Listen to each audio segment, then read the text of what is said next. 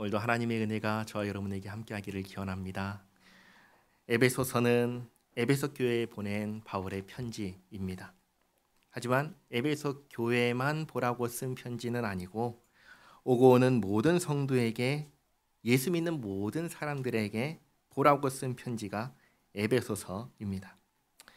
에베소서는 크게 두 부분으로 나눠볼 수 있습니다. 앞에 1, 2, 3장은 우리가 믿어야 할 내용입니다. 뒤에 4, 5, 6장은 우리가 해야 할 내용입니다. 이 앞에 있는 믿어야 할 내용을 보면은 엄청난 내용이 있었습니다.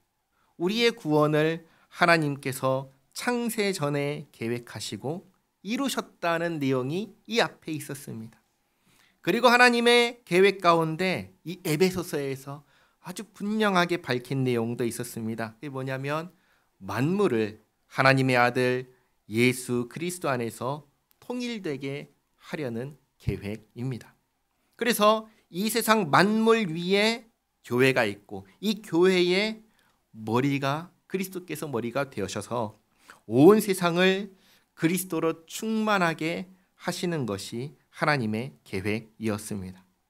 이 계획, 이 내용이 마지막에 요한계시록에서 어떤 걸로 나타나냐면 새 하늘과 새 땅으로 나타나는 겁니다. 우리가 흔히 말해서 죽어서 가는 천국이 가리키는 게 뭐냐면 바로 이 새 하늘과 새 땅입니다. 구원받은 우리는 하나님의 나라 천국을 소유하게 되었습니다. 그리고 예수님 안에서 하나님의 자녀가 되었습니다. 신분이 바뀐 것입니다. 그리고 이제 바뀐 이 신분에 맞춰서 우리의 상태도 달라져야 합니다. 이것을 성화라고 합니다. 거룩하게 변하는 것입니다. 4장부터 6장까지 4, 5, 6장은 우리의 성화에 대해서 말씀하십니다. 먼저 4장은 한마디로 말하면 교회의 하나됨을 힘써 지키라는 것이었습니다. 그리고 오늘은 5장입니다. 5장은 이렇게 시작합니다. 그러므로 사랑을 받는 자녀같이 너희는 하나님을 본받는 자가 되고 그리스도께서 너희를 사랑하신 것 같이 너희도 사랑 가운데서 행하라. 5장은 이렇게 시작하지요. 첫째로는 하나님 아버지를 본받는 자가 되고 둘째로는 예수님처럼 사랑 가운데서 행하라. 우리에게 아주 정확하게 하나님의 자녀가 되었으니까 자녀답게 살 것을 요구하시는 겁니다. 이게 성화를 말하는 것입니다. 그렇다면 하나님을 본받는다는 것은 무엇을 하는 걸까요? 어떻게 하는 걸까요? 마태복음 5장에서 이 부분을 아주 잘 가르쳐 주셨습니다. 마태복음 5장 43절부터 48절까지 말씀을 함께 읽겠습니다. 또 내 이웃을 사랑하고 내 원수를 미워하라 하였다는 것을 너희가 들었으나 나는 너희에게 이르노니 너희 원수를 사랑하며 너희를 박해하는 자를 위하여 기도하라. 이같이 한즉 하늘에 계신 너희 아버지의 아들이 되리니 이는 하나님이 그 해를 악인과 선인에게 비추시며 비를 의로운 자와 불의한 자에게 내려주심이라. 너희가 너희를 사랑하는 자를 사랑하면 무슨 상이 있으리요? 세리도 이같이 아니하느냐? 또 너희가 너희 형제에게만 무난하면 남보다 더하는 것이 무엇이냐? 이방인들도 이같이 아니하느냐? 그러므로 하늘에 계신 너희 아버지의 온전하심과 같이 너희도 온전하라. 아멘. 하나님의 자녀가 된 우리에게 아버지의 온전하심과 같이 온전하라 하십니다. 그러면 우리가 본받아야 하는 아버지의 온전하심이 뭐냐 했을 때 45절 말씀에서 뭐라고 하셨죠? 악인과 선인에게 의로운 자와 불의한 자에게 은혜를 베푸시는 그 모습을 이야기했습니다. 모든 사람에게 은혜를 베푸시는 것이 하나님의 온전하심이라는 것입니다. 예수님께서 우리에게 아버지와 같이 온전하라 하셨으니 그러면 구체적으로 우리는 무엇을 해야 할까요? 앞에 44절에서 이렇게 알려주셨죠. 원수를 사랑하고 나를 박해 괴롭히는 자를 위하여 기도하는 것입니다. 나를 괴롭히는 사람을 위해서 기도하는 것은 기도하는 거니까 할 수 있겠습니다. 하지만 원수를 사랑하는 것은 어떻습니까? 사랑하는 사람에게 하는 것을 원수에게도 하는 것이 원수를 사랑하는 것이죠. 그런데 내가 사랑하는 사람한테 하는 것을 원수한테 한다고 생각해 보시기 바랍니다. 할 수 있나요, 이게? 이게 할 수가 없는 겁니다. 우리는 여기에서 이미 불가능하다는 것을 깨닫게 됩니다. 그런데 하나님께서 우리에게 원수를 사랑하라 하셨으니 어떻게 합니까? 해야 하잖아요. 안 되잖아요. 그럼 뭘 해야 됩니까? 기도하는 겁니다. 원수를 사랑할 수 있게 기도하는 겁니다. 그러니까 기도할 때 우리는 두 가지 방향으로 기도를 하는 겁니다. 하나는 원수를 위해서 기도하는 것이고 다른 하나는 원수를 사랑해야 하는 나를 위해서 기도하는 것입니다. 하나님께 저 원수 망하지 않게 해달라고 기도하고 하나님 제가 하나님 말씀 순종해서 원수를 사랑해야 되는데 도무지 못하는 저를 불쌍히 여겨주시옵고 마음에 사랑할 수 있는 마음과 소원을 주셔서 저 미운 사람 손 한번 내밀고 사랑할 수 있게 도와주세요. 기도를 하는 겁니다. 그렇게 할 때 하나님께서 우리에게 그 마음 주실까요? 안 주실까요? 주시죠. 주시니까 기도하는 거죠. 그럼 주신 그 마음 가지고 오늘도 한번 나의 마음을 누르고 그 마음 붙들고 다가가는 겁니다. 이렇게 할 때 아버지 하나님을 본받는 것이 되는 겁니다. 그리고 두 번째로 예수님께서 우리를 사랑하신 것처럼 우리도 사랑 가운데서 행하라 하셨습니다. 근데 여기서 한 가지 질문 드리겠습니다. 예수님께서는 우리를 어떻게 사랑하셨습니까? 이 질문이 마치 말라기에 나오는 질문 같습니다. 말라기를 보면은 말라기 1장에서 하나님께서 이스라엘을 향하여 내가 너희를 사랑했다라고 하십니다. 그러자 그 말을 듣고 이스라엘이 화답하기를 주께서 어떻게 우리를 사랑하셨습니까? 라고 반문합니다. 말라기 1장 2절 말씀 함께 읽겠습니다.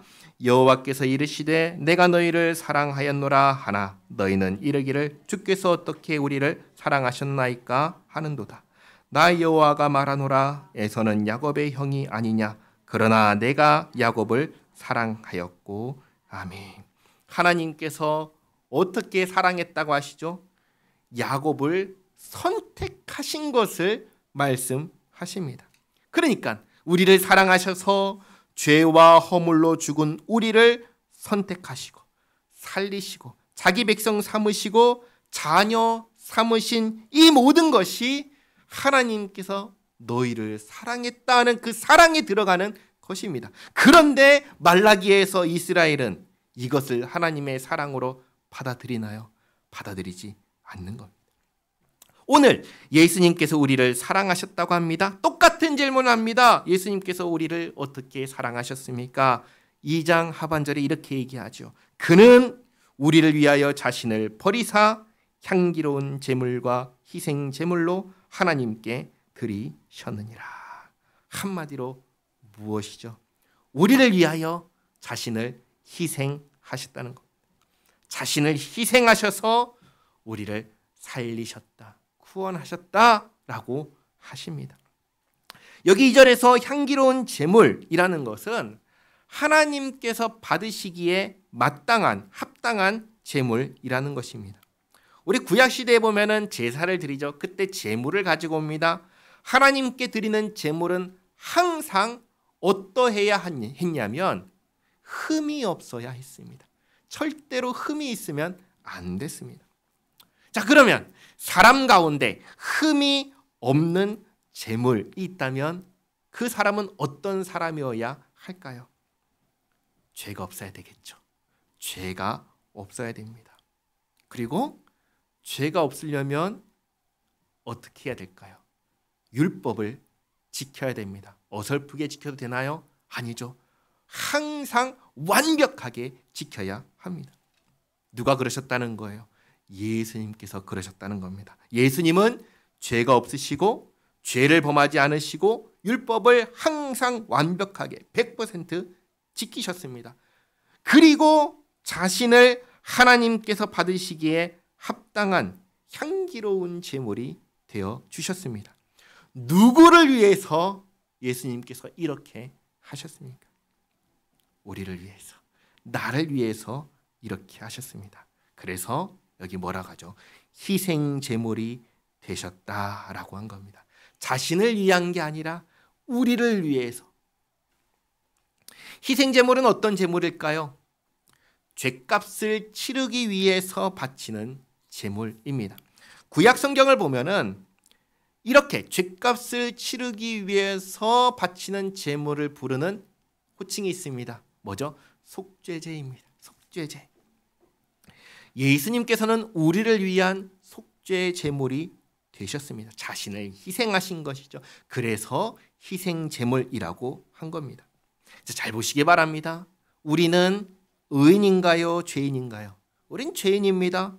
죄인은 상을 받나요? 벌을 받나요? 벌을 받습니다. 죄인은 벌을 받아야 됩니다. 근데 죄인이 받아야 되는 벌이 무엇입니까?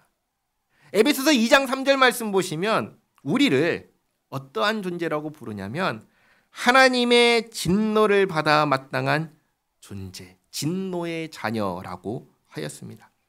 죄인이 받는 벌은 하나님의 영원한 진노입니다. 그래서 죄인이 어디에 들어가죠? 지옥에 들어가는 것입니다. 지옥에 가는 거예요. 지옥은 어떤 곳이라고 생각하십니까? 지옥은 우리를 괴롭히는 곳일까요?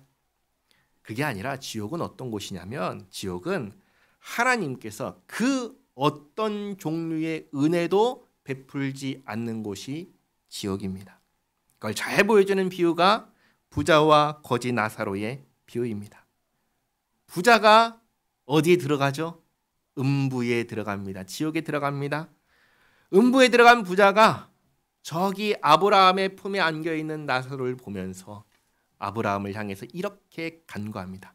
저 나사로에게 혀끝 물을 손에 찍어가지고 내 혀끝에 닿게 해서 서늘하게 해달라고 얘기합니다. 그 말씀 누가복음 16장 24절 말씀 같이 한번 읽겠습니다.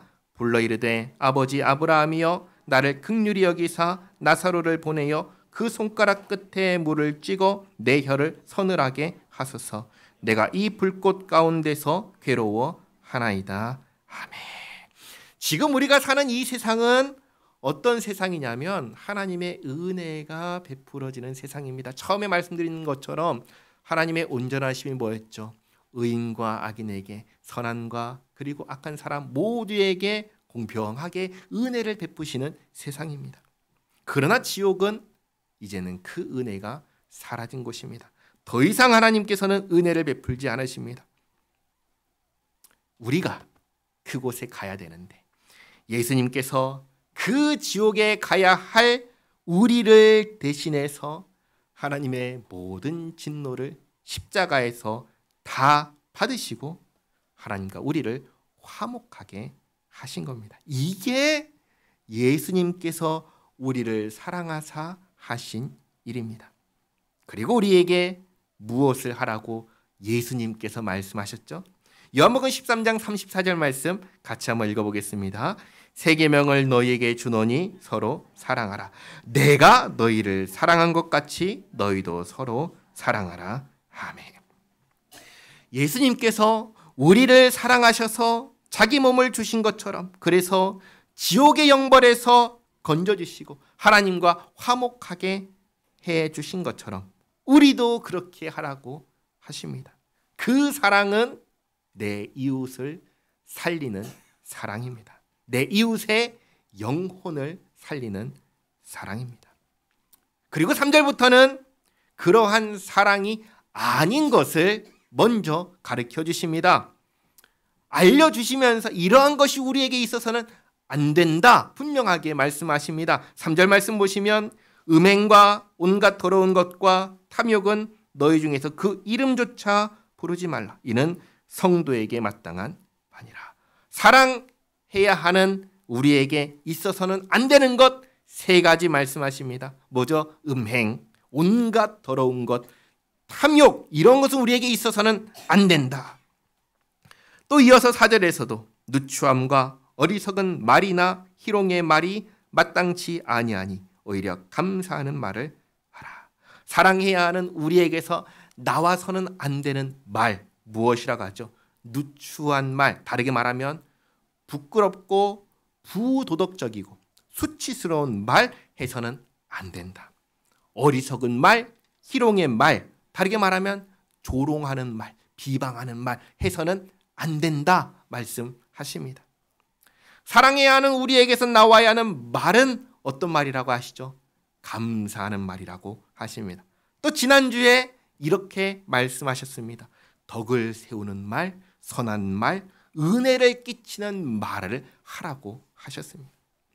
그리고 아주 강력하게 경고하십니다. 5절에 너희도 정녕 이것을 알거니와 음행하는 자나 더러운 자나 탐하는 자 곧 우상 숭배자는 다 그리스도와 하나님의 나라에서 기업을 얻지 못하리니. 사도 바울이 아주 분명하게 강력하게 말씀하시죠.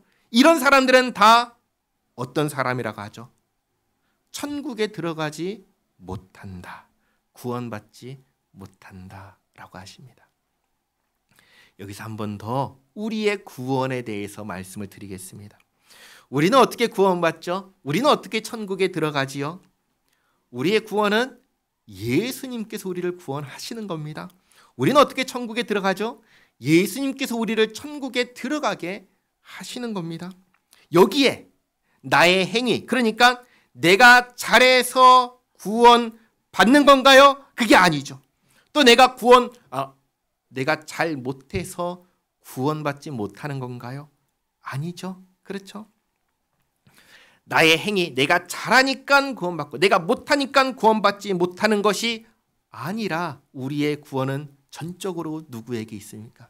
예수님께 있습니다. 그런데 이 5절 말씀을 보세요. 음행하는 자, 더러운 자, 우상 숭배자는 천국에 들어가지 못한다고 하십니다. 그러면 내가 잘못하면 구원에서 떨어질 수 있다는 말씀일까요? 만약에 그렇게 되면 구원받는 것이 누구에게 달린 일이 되죠? 나한테 달린 일이 되죠. 내가 잘하면 구원에서 떨어지지 않지만 내가 잘못하면 떨어지니까 나에게 달린 일이 되잖아요. 근데 그게 맞나요? 아니죠. 아닙니다. 그래서 이걸 말씀드립니다. 우리의 구원은 우리가 어떤 상태에 있을 때 받은 겁니까? 우리의 구원은 우리가 음행하는 자였을 때, 더러운 자였을 때, 탐내는 자였을 때, 우상 숭배자였을 때 받은 거예요. 예수님께서 그런 상황 속에 있던 우리를 구원하신 거예요. 그러면 이제 우리는 그 상태에서 벗어난 건가요? 아니면 여전히 그 상태에 있는 건가요? 우리는 벗어난 겁니다. 이미 구원받은 겁니다. 그리고 구원받았으니까 당연히 계속해서 이러한 상황 속에서 벗어나야 됩니다. 이것을 부르는 말이 성화인 것입니다. 거룩하게 되는 것입니다.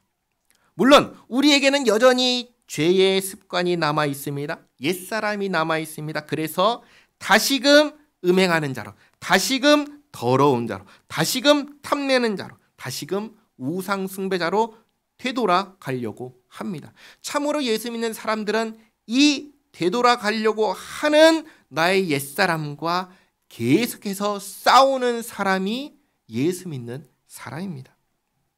그런데 어떤 사람이 이런 말을 하는 겁니다. 구원받았으니까 음행해도 돼.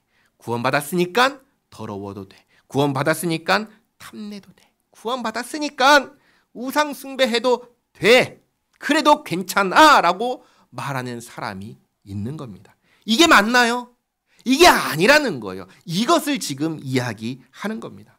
우리의 구원은 우리가 이런 상태에 있을 때 전적으로 예수님께서 구원해 주신 것입니다. 다시 말씀드립니다. 우리가 죄 가운데 있는 우리를 구원해 주신 겁니다.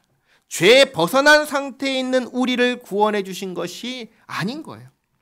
죄 가운데 있는 우리를 예수님께서 구원하셨습니다. 이미 구원받은 겁니다. 그리고 난 다음에 우리의 삶은 어떤 삶이 시작되는 거냐면 성화의 삶이 시작되는 겁니다. 그 삶을 지금 이렇게 말씀하시는 겁니다. 구원받았으니까 이제는 음행해서는 안 된다. 더러운 자가 되어서는 안 된다. 탐하는 자가 되어서는 안 된다. 우상 숭배자가 되어서는 안 된다. 물론 다시 돌아갈 수 있습니다. 그러나 그런다고 구원이 취소되지는 않습니다. 그러나 구원이 취소되지 않는다고 해서 그러한 삶, 옛사람의 삶을 살아도 되냐? 그게 아니라는 것을 말하는 것입니다. 그렇게 사도 바울이 여기에서 아주 강력하게 말씀하는 겁니다. 그래도 된다고 하는 사람이 있다면 그 사람은 구원받은 사람이 아니다. 그리고 6절에 누구든지 헛된 말로 너희를 속이지 못하게 하라. 이로 말미암아 하나님의 진노가 불순종의 아들들에게 임하나니 그러므로 그들과 함께하는 자가 되지 말아라. 다시 말해. 구원받았으니까 이제는 다시 옛사람의 삶, 음행하고 우상숭배하고 탐하도 더러웠던 그 삶을 다시 살아도 괜찮다라고 말하는 자들은 불순종의 아들들이고 그들에게는 하나님의 진노가 쏟아져 내릴 것이니 절대로 그런 사람들과 함께하지 말라. 그들과 함께하지도 말고 그들이 말하는 것처럼 살지도 말아라. 우리는 더 이상 옛사람이 아닙니다. 우리는 예수님 안에서 새 것이 되었습니다. 우린 새 사람이 되었습니다. 8절에 너희가 전에는 어둠이더니 이제는 주 안에서 빛이라. 빛의 자녀들처럼 행하라. 빛의 열매는 모든 착함과 의로움과 진실함에 있느니라. 우리를 뭐라고 부르시죠? 빛의 자녀라고 부르십니다. 예수님 안에서 빛의 자녀가 되었습니다. 그러므로 빛의 자녀로서 행하라 하십니다. 성화 삶을 살라고 하십니다. 우리에게서 나타나야 하는 열매는 우상숭배, 더러운 것, 탐하는 것이 아니라 우리에게서 나타나야 되는 것은 뭐라고 하죠? 착함과 의로움과 진실함이라고 하십니다. 예수님께서 우리를 하나님의 자녀가 되게 하셨습니다. 신분이 바뀐 거예요. 그러나 우리의 상태는 바뀌지 않았습니다. 이 상태가 바뀌어야 됩니다. 습관이 바뀌어야 됩니다. 거룩해져야 합니다. 하나님의 자녀다워져야 합니다. 우리에게서 착함이 나타나야 되고 진실함이 나타나야 되고 의로움이 나타나야 합니다. 그래서 10절에 주를 기쁘시게 할 것이 무엇인가 시험하여 보라. 여기서 말하는 시험한다라는 것은 시도하라는 것입니다. 시도하라는 거예요. 아버지 하나님께서 무엇을 기뻐하시는지 방금 전에 말씀하셨죠. 뭘 기뻐하시죠? 착함과 의로움과 진실함을 기뻐하십니다. 이것을 내 삶 속에서 나타내라는 것입니다. 착함을 나타내기 위해서 시도해보고 의로움을 나타내기 위해서 여러 가지를 시도해보고 진실함을 나타내기 위해서 여러 가지를 시도하는 것입니다. 자꾸 해보는 것입니다. 그러면서 11절 너희는 열매 없는 어둠의 일에 참여하지 말고 도리어 책망하라. 착함과 의로움과 진실함이라는 열매를 맺지 않는 일을 무슨 일이라고 하시나요? 어둠의 일이라고 하시죠. 어둠의 일. 어둠의 일, 그런 일에 참여하지 말고 그런 일에 참여하는 사람은 책망하라 하십니다. 그런데 이 책망에는 목적이 있습니다. 어떤 목적일까요? 어둠의 일에서 벗어나 빛의 일을 하기 위해서입니다. 그래서 12절 그들이 은밀히 행하는 것들은 말하기도 부끄러운 것들이라. 그러나 책망을 받는 모든 것은 빛으로 말미암아 드러나나니 드러나는 것마다 빛이니라. 이제 잘 보시기 바랍니다. 어둠에서 벗어나게 하려면 어떻게 해야 할까요? 여기에 어두운 방이 있습니다. 예를 들면 지금 이 예배당이 불이 다 꺼져 있어요. 그러면 어둡겠죠? 이 어두운 이 방에 빛이 들어오게 하려면 어떻게 해야 될까요? 불을 켜야죠. 불을 켜서 빛이 드러나게 해야 됩니다. 마찬가지입니다. 어둠에서 벗어나게 하려면 빛을 비춰야 됩니다. 그러니까 책망하는 것은 그냥 혼내는 것이 아니라 빛을 비추는 것입니다. 어떤 빛을 비출까요? 하나님의 말씀의 빛을 비추는 것입니다. 말씀의 근거에서 무엇이 잘못된 것인지를 밝히는 겁니다. 말씀의 근거에서 무엇이 하나님께서 기뻐하시는 것인지를 알려주는 겁니다. 착함과 의로움과 진실함을 하나님께서 기뻐하시는 거야. 어둠의 일에서 나와서 이러한 일들을 하거라 라고 빛을 비춰주는 것입니다. 그렇게 할 때 어둠에서 벗어나 빛으로 드러날 수가 있게 되는 겁니다. 14절에서 그래서 이렇게 말씀하시죠. 그러므로 이르시기를 잠자는 자여 깨어서 죽은 자들 가운데서 일어나라. 그리스도께서 너에게 비추이시리라 하셨느니라. 그리스도께서 너희에게 비추이시리라. 무엇으로 비춰요? 주님의 말씀으로 비추는 겁니다. 그리고 주님의 말씀은 아주 분명합니다. 분명해요. 특히 하나님께서 우리에게 하라고 하시는 것, 하지 말라고 금하신 것은 결코 모호하지 않습니다. 우리가 하나님의 뜻을 알기 위해서 40일 금식을 해야 되는 거 아닙니다. 하늘에 올라야 되는 것도 아니고 저 멀리 가야 되는 것도 아니고 바닷속에 깊이 들어가야 되는 것도 아닙니다. 그냥 성경을 딱 펴면 하나님께서 이것을 원하시는 건 아주 분명하게 알게 하셨습니다. 다만 문제는 우리가 그 분명하게 알려주신 말씀에 순종하느냐 하지 않느냐입니다. 그리고 우리가 순종하기 위해서 기도하는 겁니다. 15절 말씀도 보시면 그런즉 너희가 어떻게 행할지를 자세히 주의하여 지혜 없는 자같이 하지 말고 오직 지혜 있는 자같이 하여 세월을 아끼라. 때가 악하니라. 세월을 아끼라는 말은 무슨 말씀이에요? 지금 하라는 겁니다. 세월 아끼라는 말은 지금 하라는 거예요. 근데 그 이유가 뭐라고 하시죠? 때가 악하기 때문이라고 하십니다. 때가 악하기 때문에 지금 하지 않으면 우리는 지혜 없는 자같이 되고 어리석은 자가 되고 맙니다. 이 세상에 가는 이 흐름 가운데 지금 하지 않으면 그대로 휩쓸려 가게 됩니다. 이 세상은 전부 다 이쪽으로 가고 있어요. 근데 세월을 아끼지 않고 나중에 하지 그러면 우리는 무엇을 따라갈까요? 세상의 흐름에 그냥 같이 따라가는 겁니다. 빛의 자녀로 사는 일은 나중에 해도 되지가 아닌 겁니다. 지금 해야 하는 겁니다. 빛으로 드러나게 하는 일도 지금 해야 하는 일입니다. 결코 나중에 해야지가 아닌 겁니다. 17절 그러므로 어리석은 자가 되지 말고 오직 주의 뜻이 무엇인가 이해하라. 주님의 뜻이 무엇인가를 언제 이해해야 하지요? 세월을 아끼라고 하셨죠? 그러니까 언제 해야 돼요? 지금 해야 됩니다. 그리고 사도 바울도 곧바로 알려줍니다. 주님의 뜻은 무엇인가? 18절 술 취하지 말라. 이는 방탕한 것이니 오직 성령으로 충만함을 받으라.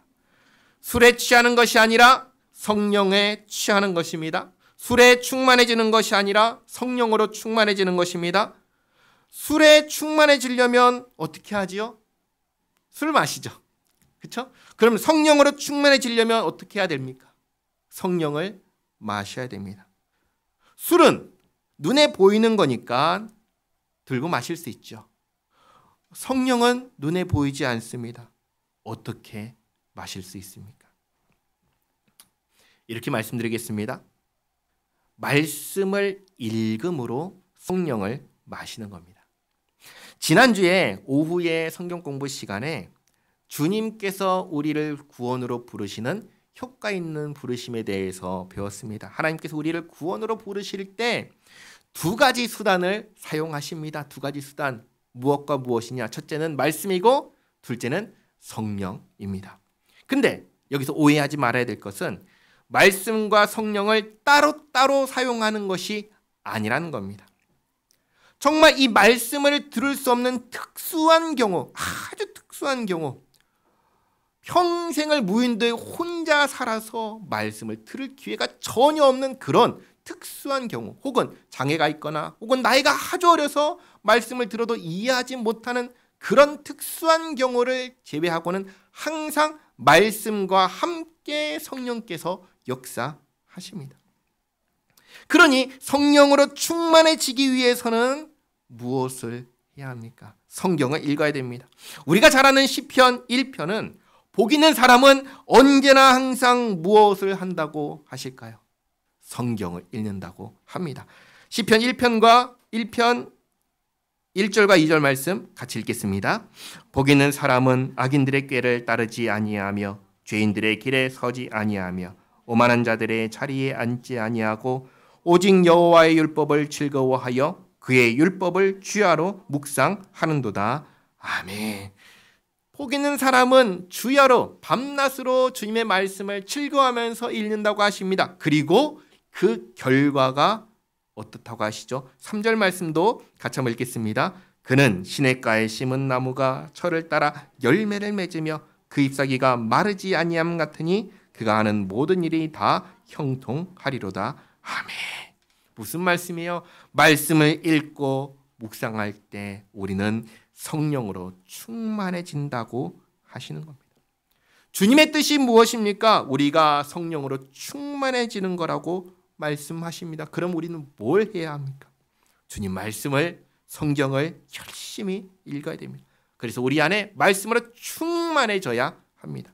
그리고 또 뭘 하라고 하시죠? 19절에 시와 찬송과 신령한 노래들로 서로 화답하며 너의 마음으로 주께 노래하며 찬송하며 범사의 우리 주 예수 그리스도의 이름으로 항상 아버지 하나님께 감사하며 그리스도를 경외함으로 피차 복종하라. 뭘 하라고 하시죠?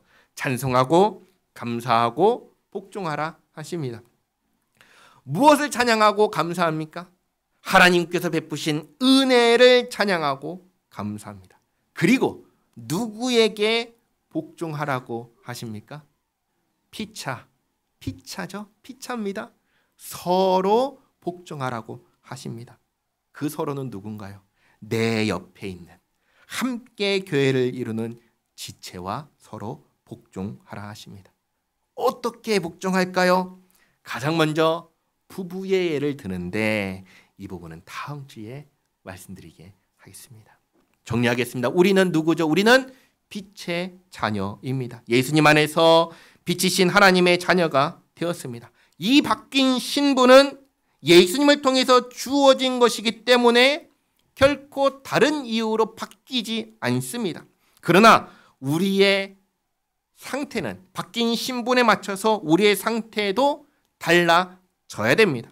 예수 믿기 전에 삶을 계속 살아서는 안 됩니다. 이제는 빛의 자녀답게 살아야 합니다. 빛의 자녀답게 살기 위해서 정말로 노력하고 애쓰시기를 바랍니다. 그래서 하나님께서 기뻐하시는 삶을 살아내는 우리 모두가 되기를 바랍니다. 기도하겠습니다. 하나님 감사합니다. 오늘 저희의 구원이 전적으로 예수님을 통하여 이루시고 베푸신 것임을 깨달았습니다.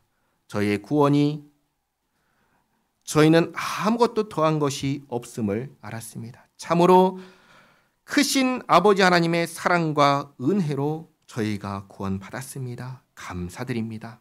오늘 구원받은 이 상태에 머물지 않고 아버지 하나님을 본받고 예수님처럼 사랑하라 하시는 말씀을 들었습니다.